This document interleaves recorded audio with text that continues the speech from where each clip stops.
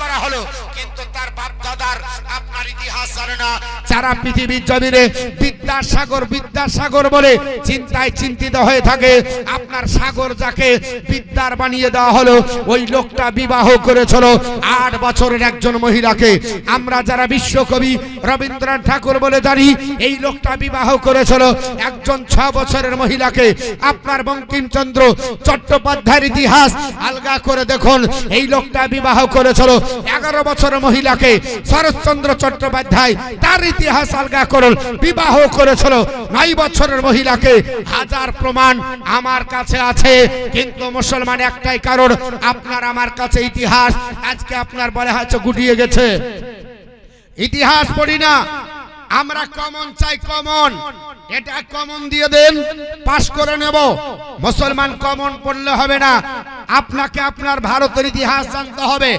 আজ ভারতের মাটিতে যেখানে আপনার 70% মুসলমান, সেখানে আল্লাহ তুলে গাল দেয় কি করে? আল্লাহ আপনার বলে হয়েছে মাকে কেমন করে গাল দেয়?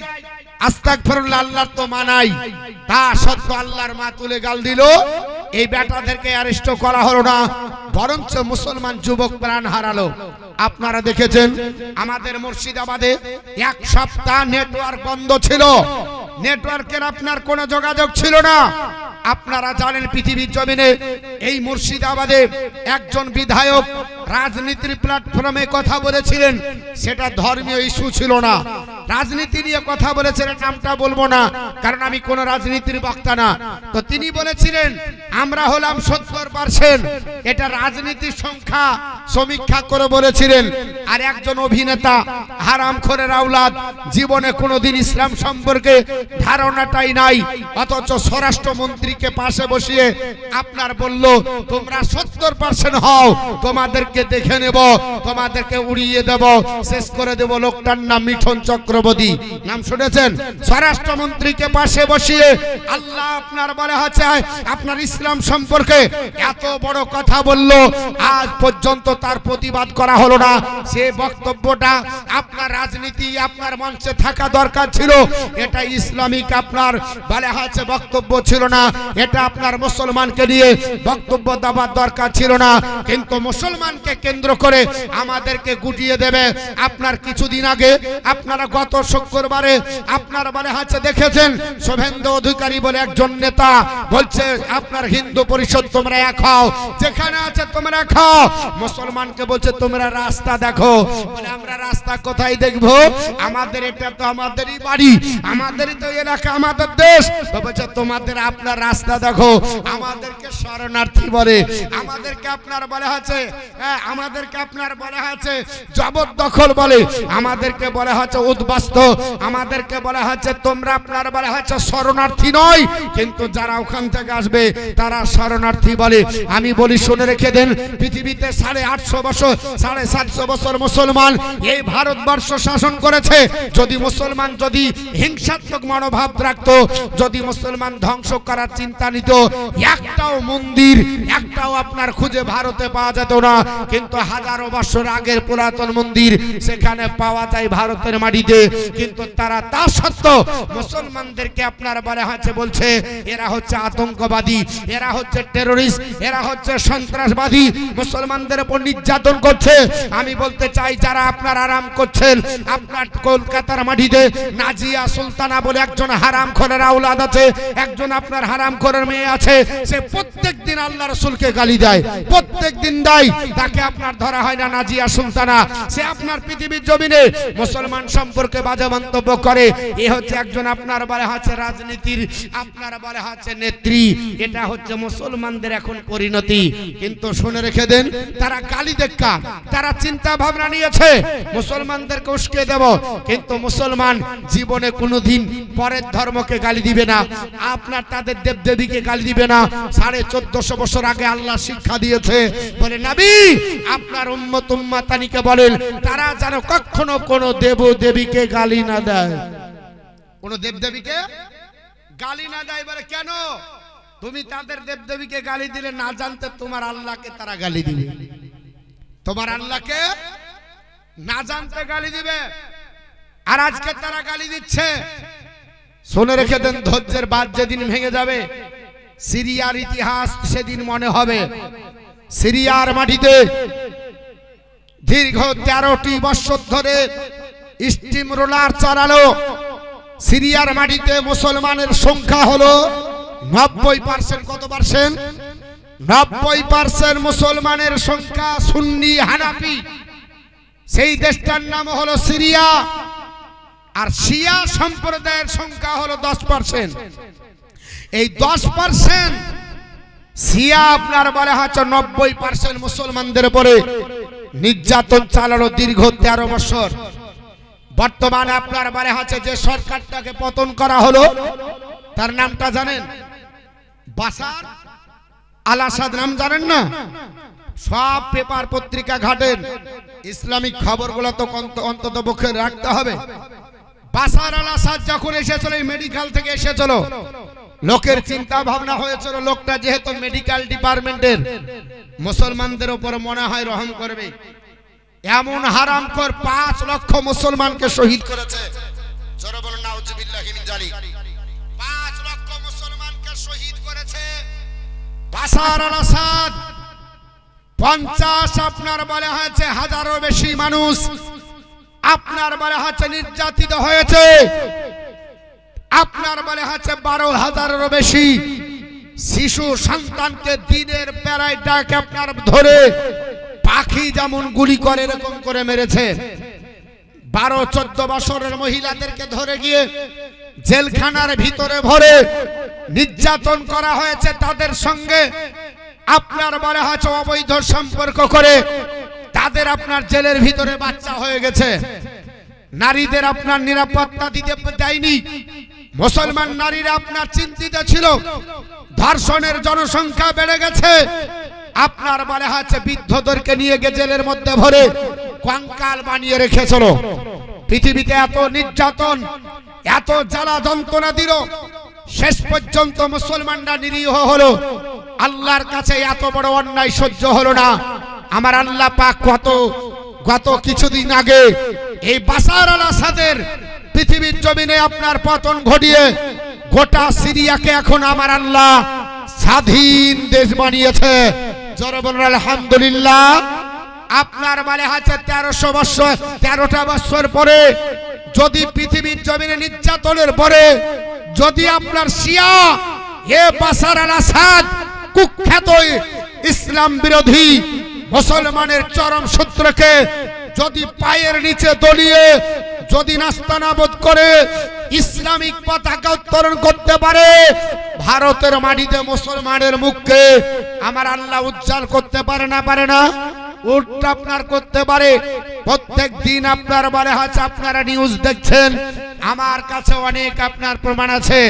পৃথিবীর জমিনে যখনই মুসলমানদের উপরে নির্যাতনের সংখ্যা বেড়ে যায় তখন আমার আল্লাহ পাক মুসলমানদের বিজয় আপনার ডাকে। আপনার আমার একটাই কাজ হবে, আল্লাহর উপর ডিপেন্ড করা। আল্লাহ ওয়া মাইয়াত্তাকাল্লাহু ফাহুয়া হাসবুহু।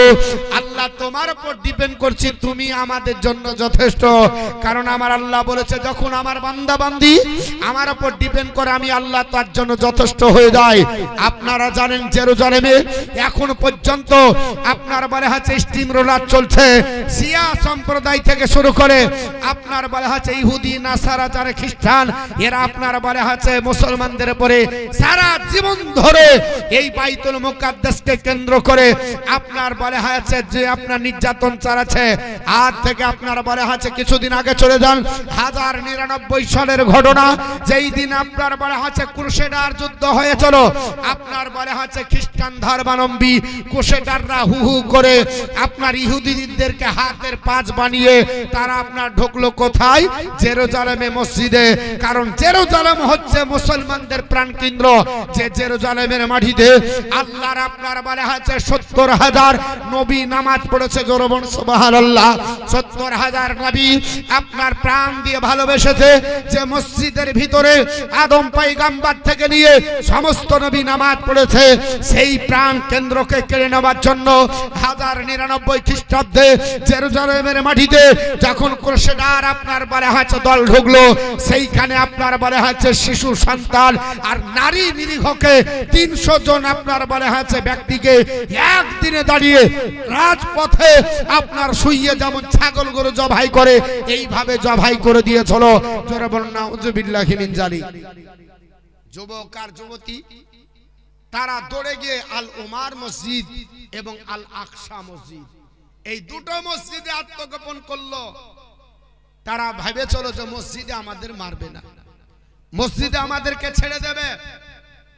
আপনারা জানেন সেই মসজিদ থেকে যুবক আর যুবতীদেরকে পেড়ে রাজপথে শুইয়ে আপনার বলে হাতে কতল করেছিল। 70,000 মানুষ একদিনে এই বাইতুল মুকাদ্দাসকে কেন্দ্র করে আপনার নির্যাতন করে শহীদ করে দিয়েছিল। গোটা রাজপথ ঘোড়ার হাঁটু পর্যন্ত রক্তে রক্তাক্ত হয়েছিল। গোটা বিশ্ব ইতিহাস প্রমাণ আছে মুসলমানদের উপরে এত নির্যাতন করা হলো, তা সত্ত্বেও মুসলমানরা সহ্য করলো। পৃথিবীতে এই নির্যাতন কতদিন চলেছিল? 88 বছর। কতদিন?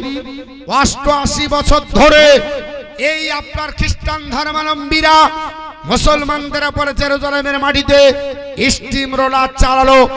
88 বছর পরে দেশ ত্যাগ করে মুসলমানরা আবার চিন্তা ভাবনা নিয়ে আপনার গাজী সালাউদ্দিনের নেতৃত্বে আপনার 1187 খ্রিস্টাব্দে আবার আপনার বলে হচ্ছে সৈন্যবাহিনী নিয়ে যেই দিন জেরুজালেম দখল করেছিল, সেই দিন নবীর একটা সুন্নাত আদায় করেছিল। গাজী সালাউদ্দিন বলেছিল, সৈন্য সামন্ত তোমরা খবরদার কোন নিরীহ মহিলাদের উপর হাত তুলবে না, বাচ্চাদের উপর হাত তুলবে না, বৃদ্ধদের উপর হাত তুলবে না, কোন মানুষকে মারবে না। যদি তারা সারেন্ডার হয়ে যায়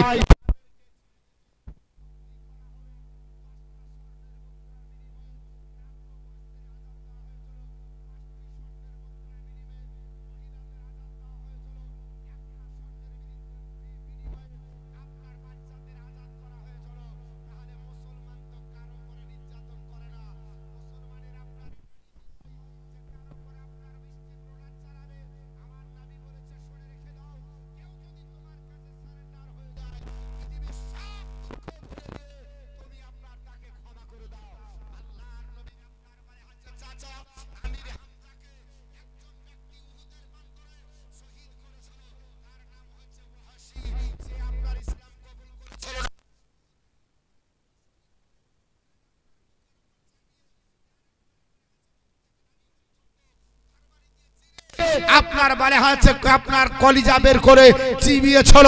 আল্লাহর নবী খুবই কেঁদেছিলেন। পরবর্তীতে ওয়াহাশী যখন ইসলাম কবুল করে নাই, আল্লাহর নবী তাকেও মাফ করে দিয়েছে। এর নাম হলো ইসলাম, এর নাম হলো ইসলাম। আর আমাদেরকে বলছে আতঙ্কবাদী, আমাদেরকে বলছে সন্ত্রাসী, আমাদেরকে বলছে টেররিস্ট, আমাদেরকে বলছে আপনার মুসলমান তোমাদের দেখারও জায়গা। মুসলমান খুব সাবধান। যদি আপনি আপনার জায়গাতে দখল না থাকেন, আপনি যদি নামাজ আর আপনার রোজা হজ যাকাতের ভিতরে সমাবৃত না থাকেন, যদি আপনি বলে হয়েছে আল্লাহর বিধান না মানেন, মুসলমান শেষ হয়ে যাবে।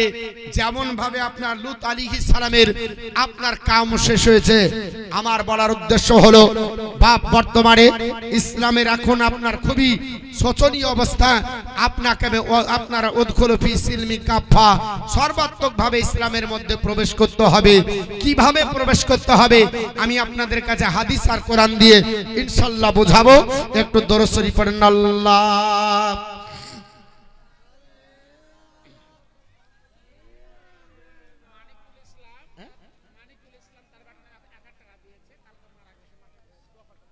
মানিকুল ইসলাম বাবার নামে 1000 দিয়েছে। ও মানিকুল ইসলাম তার ছেলের নামে 1000 দিয়েছে। তো যাই হোক, যেটা আমি বলছি একটু দরুদ শরীফ পড়েন আর কেউ উঠে যাবেন না। শুনেন, 1-1 ঘন্টা কষ্ট করে একটু কিছু তথ্য শুনে যান। অনেক আপনার বলে হয়েছে জালসা শুনেছেন, আজকে একটু সময় দেন। আমরা তো জালসার প্রতি মহব্বতই রাখিনি, এর জন্য তো আমাদের পরিণতি। নামাজের প্রতি মহব্বত নাই, এই জন্য তো আমাদের পরিণতি। একটু শুনে যান, তাহলে আপনাদের দেখবেন আগামী দিন আপনার উন্নত হবে। না হলে আমরা মুসলমান আমাদের পিঠ থেকে যাবে, আমাদের পিঠ থেকে যাবে। একটু দরসের আল্লাহ। অনেক ইতিহাস, জেলখানায় ভরার পরেও তাদের শান্তি হলো না, ছুরির মঞ্চে ঝুলিয়ে দিল। ঢাবার পর বলছে, খুবাইব তুমি কি চাও? আমার মতো মৌলবি হলে বলতাম যে জনমের মতো বউটাকে দেখিয়ে দাও, দেখিয়ে নি চলে যাবো। বলতাম না, বলতাম না, বলতাম যে দেখিয়ে দাও আমার লাল টুকটুকিকে দেখে যায়। আর না হলে বলতাম যে আমার ছোট্ট একটা ছেলে আছে গো, আমি কোনোদিন দেখিনি, ওকে ছাড়া থাকতে পারি না, ছেলেটাকে একটু দেখিয়ে দাও। হযরতে খুবাইব বলছে, যখন সময় দিবি তাহলে 2 রাকাত নামাজ পড়ে যেতে দে। জোরে বল সুবহানাল্লাহ। আমাকে যখন সময় দিয়েছিস, বিবি দেখার দরকার নাই, বাচ্চা দেখার দরকার নাই, একটু সময় দে আমাকে, আল্লাহ পাকের একটু দিদার করতে দে। যে আল্লাহর বান্দা সে আল্লাহর গোলামতি করে যায়। তিনি স্বল্প সময়ের মধ্যে তায়াম্মুম করলেন ধুলো দিয়ে, 2 রাকাত নামাজ তাড়াতাড়ি শেষ করলেন। কাফেররা বলল, কি ব্যাপার, মুসলমানরা জানের ভয় করে না, আবার এত তাড়াতাড়ি নামাজ পড়লে কেন? হযরতে খুবাইব বলেছিল, আমি জানের ভয়ে তাড়াতাড়ি নামাজ পড়িনি, আমি চিন্তা করলাম তোরাই বলবি জানের ভয়ে লম্বা সোরা রুকু করতে শুরু করেছে, এর জন্য তাড়াতাড়ি স্বল্প সময় নামাজ শেষ করলাম। খুবাইব, তোমাকে এখন ছেড়ে দেব, তোমার একটাই কাজ, তুমি কলমাটা ছেড়ে দাও, মুহাম্মদের সাথ ছেড়ে দাও। খুবাইব বলেছিল, শরীরে 1 ফোঁটা রক্ত থাকতে আমি কলমা ছাড়বো না। মুসলমানের বাক্য তো ওটাই হওয়া দরকার। আজকে রাস্তার মাঝে মুসলমান কিছু চ্যাংড়া, মানে ছেলে, চ্যাংড়া বলে তো আপনাদের দিকে না, কি বলে চ্যাংড়া বলে তো নাকি? হ্যাঁ, ছেলে তো যুবক বলে, আমাদের দিকে আবার বললে গালি হয়ে যাবে। আমাদের দিকে যদি চ্যাংড়া বলে তাহলে বলে, আরে মৌলবীর কত ভাষা খারাপ। আপনাদের দিকে যুবক বলে না, এই ধরনের ভাষা বলি। এই ছেলেরা আবার ইয়ার কি করে বলছে জয় শ্রীরাম, বুঝছে না? একটা অমুসলিমের জবান দ্বারাতে দেখেছেন কোনদিন আল্লাহু আকবার বলতে? বলেছে। আমাদের ঘরে ছেলেরা উপহাস করছে আর ধরিয়ে যে কোনো জায়গাতে বলছে জয় শ্রীরাম।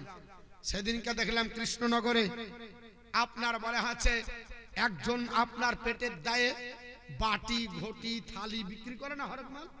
এই হরেক মাল বেচাদেরকে আপনার দেখে মহিলারা হাত থেকে বলছে, তোমরা কে মুসলমান? বলে হ্যাঁ। বলে তোমাদের কাছে মাল না হবে না, তোমরা মুসলমান।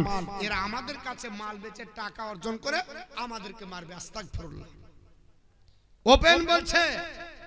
এটা আপনার বলা হয়েছে, ইউটিউবে ছাড়া হয়ে চলো। এবং মুসলমানকে জোর করে ধরে বলছে বল জয় শ্রীরাম। যুবক বলবে না তো আপনার বেধড়ক পিঠে মাটিতে শুইয়ে দেওয়া হলো। এটা কৃষ্ণনগরের ঘটনা, বেশি দূরের নাই। তাহলে আজকে কোন জায়গাতে আপনার বলা হচ্ছে কাউকে তো আল্লাহু আকবার বলতে বলা হয় না, কিন্তু মুসলমান যদি আপনি জয় শ্রীরাম না বলে আল্লাহু আকবার বলতে থাকেন, খোদার কসম করে বলি তার জয় শ্রীরাম বাক্য বন্ধ হতে বাধ্য। আপনাদের ইতিহাস জানা আছে, কলেজের ছাত্রী মুস্কান যখন আপনার বারে আছে গুজরাটের মাটিতে বোরকা পরে ঢুকেছিল, আপনার দুষ্কৃতী কিছু যুবক তাকে জয় শ্রীরাম বলে আপনার বারে আছে পৃথিবীর থেকে আপনার দগ্ন করে তাড়িয়ে দেবে চিন্তা করেছিল। আল্লাহর আপনার মুজাহিদা একজন বান্দি, তিনি আল্লাহু আকবার বলেছিলেন, গোটা বিশ্ব কম্পিত হয়েছিল যে জয় শ্রীরামকে ঢেকে দেওয়ার জন্য আল্লাহু আকবারের স্লোগান অনেক বেশি পাওয়ারফুল। আপনার মতে আমার মধ্যে আল্লাহু আকবার ধ্বনি লাগবে, লাগবে না? লাগবে না? লাগবে, কিন্তু পারি না, বাড়িতে কালচার নাই। ও আল্লাহু আকবার বলবে যখন সকাল বেলাতে বাপকে বিদায় দিচ্ছে, তো টাটা ইংলিশ মার্কা, ও সালাম শিখতে পারেনি, টাটা দিচ্ছে। 90% বাড়িতে সকাল বেলায় উঠে বাপ বেটায় দেখা হলে আপনার বলে হচ্ছে গুড মর্নিং, বলে না? বলে বলে না? বলে না গুড মর্নিং। রাত্রে দেখা হলে আপনার বলে হচ্ছে গুড নাইট, বলছে না? বলছে না? বাপ চলে যাচ্ছে, বেটাকে আদর করে বলছে থাকো, চলে গেলাম, তখন বাপকে বেটা বলছে টাটা আব্বু দেখা হবে। আফসোস লাগছে, সালাম দিতে পারলেন না। আপনি পাঠাবেন তো সালাম দিয়ে পাঠান। আসসালামু আলাইকুম। নবী বললেন কোন বাড়ি থেকে কেউ যখন চলে যাবে সে যেন বাড়ির পরিবারকে সালাম দিয়ে যায়। আবার বাড়িতে ঢুকবে সালাম দিয়ে ঢুকবে। রাস্তায় থাকবেন আপনি নিরাপদে থাকবেন, বাড়িতে থাকবে বাড়ি চলে যাবেন বাড়ির নিরাপত্তা থাকবে। কিন্তু তা নাই, টাটা টাটা শিখাচ্ছে। আজকে তাহলে মুসলমানের পরিণতি খারাপ হবে না কেন? আল্লাহর নবীর সাহাবী খুবাইব বলল, শোন, জীবন থাকতে আমি নবীর কলমা ছাড়ব না। আল্লাহর নবী সাহাবী খুবাইব বলল, আমার আপনার কলমা ছাড়া হবে না। হযরতে খুবাইবকে আপনার ধরে বলা হলো, হে খুবাইব, তাহলে তোমাকে শরীতে চড়ানো হবে। খুবাইব বলল, শরীতে চড়ব, কিন্তু জান অপেক্ষা আমার ঈমানকে বেশি প্রাধান্য দিই। ফাঁসির মঞ্চে ঝুলিয়ে দেওয়া হলো। হে খুবাইব, তোমার হাতটা আগিয়ে দাও। হযরতে খুবাইব হাতটা আগিয়ে দিল, তরবারি আপনার চালিয়ে দেওয়া হলো। হযরতে খুবাইবের ডান বাজু আপনার কেটে জমিনে পড়ে গেল। কাতলা মাছের মতো লাফাতে লেগেছে। নিজের হাত আপনার নিজে দেখতেছে। আল্লাহর কাছে হাত তুলে বাম হাতে তোলা দোয়া করে, আল্লাহ পাক আমাকে সহ্য করার, ধৈর্য ধরার আমাকে তৌফিক দাও। আমার হাত কাটায় ব্যথা যেন তোমাকে না ভুলে যায়। আল্লাহ যতই বিপদ আসুক আমি যেন তোমাকে না ভুলে যাই। আবার বলা হলো, খুবাইব, তোমার আপনার এখনো একটা হাত আছে, কলমা ছেড়ে দাও। বলল না। আবার বাম বাজুতে চালিয়ে দেওয়া হলো। তরবারির আঘাতে বাম বাজু পেটে পড়ে গেল। আবার বলা হলো, খুবাইব কলমা ছেড়ে দাও। খুবাইব বলল, না, আমি কলমা ছাড়বো না। আবার আপনার ডান পা কাটা হলো। খুবাইব কলমা ছেড়ে দাও। খুবাইব বলল, কলমা ছাড়বো না। বাম পা কেটে না হলো। ফুটবলের মতো বডিটা ঘুরে বেড়ায়। আল্লাহর নবীর আপনার দিকে মন চলে গেল। ইয়া রাসূলুল্লাহ, আমার আপনার বলে হয়েছে সালাম নেন। ইয়া রাসূলুল্লাহ, আমি সালাম দিতে পারলাম না। রাজি নামক স্থানে কোরআন প্রচার করতে এসেছিলাম। নবী মাফ করে দেবেন, কোরআনের দাওয়াত দিতে পারলাম না, কোরআন পৌঁছাতে পারলাম না, কোরআনের জ্ঞান দিতে পারলাম না। পাহাড়ের ভিতরে জান গেল। ইয়া রাসূলুল্লাহ, দাওয়াত নেন, আমার আপনার সালাম নেন। আল্লাহর নবীর আপনার দিকে মুখটা যেমনি ঘুরিয়েছে আপনার বলা হয়েছে কাফের সম্প্রদায় পাথর তোলে। হযরতে খুবাইবের মুখ বরাবর আপনার মেরে দিল। খুবাইবের দাঁতগুলো ঝরঝর করে জমিনে পড়ে গেল। হযরতে খুবাইবের আপনার বাক শক্তি বন্ধ হয়ে যাবে। মনের মধ্যে থেকে বলল, আল্লাহ আমার যদি বাক শক্তি বন্ধ করে দেয়, কিন্তু আমার দিলের আত্মা যেন আল্লাহ আল্লাহ তোমাকে না ভুলে যায়, তোমার নবীকে যেন না ভুলে যায়। এত কষ্ট দেওয়ার পরও আল্লাহ যেন আমার কোন প্রকারের আমার শরীরের দিকে চিন্তা না হয়। আল্লাহ তোমার যেন চিন্তা আমার আপনার দিলে আসে। হযরতে খুবাইব পৃথিবীর জমিনে আপনার আল্লাহ আল্লাহ করতে করতে আপনার জীবন কাটাতে লাগলো। শেষ পর্যন্ত তার আপনার নাক কেটে নেওয়া হয়েছিল, কান কেটে নেওয়া হয়েছিল, চোখ তুলে নেওয়া হয়েছিল। হযরতে খুবাইব আল্লাহর ধ্যানে নিমগ্ন থেকে ইসলামকে আপনার জীবিত করার জন্য তিনি আপনার কোনো দিকে চাইলেন না। আমার মতো কমজোরি মান হলে বলতাম তোমরা জালি বালিয়ে লাও, আমাকে প্রাণে বাঁচিয়ে দাও, কিন্তু ইসলাম আপনার জিন্দা করার জন্য হযরতে খুবাইব রাদিয়াল্লাহু তাআলা ওই রাজি নামক স্থানে আপনার জীবন দিলেন, ইসলামকে জিন্দা করে গেলেন। আর আজকে আমরা মুসলমান, আমাদেরকে বলছে তোমাদের কি আছে? এই দুড়ি আপনার টুপিওয়ালা দাড়িওয়ালাদেরকে দেখে লজ্জা আপনার করে, ইনসাল্ট করে। কিন্তু যদি দিল্লির ইন্ডিয়ান গেটে দেখেন, দিল্লির ইন্ডিয়ান গেটে যদি যান, খোদার কসম করে বলে আপনি যদি নামটা পড়তে পারেন ইংরেজি, এত ছোট ছোট করে লেখা আছে গোটা ইন্ডিয়ান গেটের নামগুলো। খুব আপনার সময় কাটিয়েছিলাম দিল্লিতে, সেখানে নামগুলো পড়ে দেখেছি। এই দাড়িওয়ালা টুপিওয়ালার নাম বেশি আছে। হাফেজ, কারি, মৌলানা, মুফতি এরাই বেশি জীবন দিয়েছে।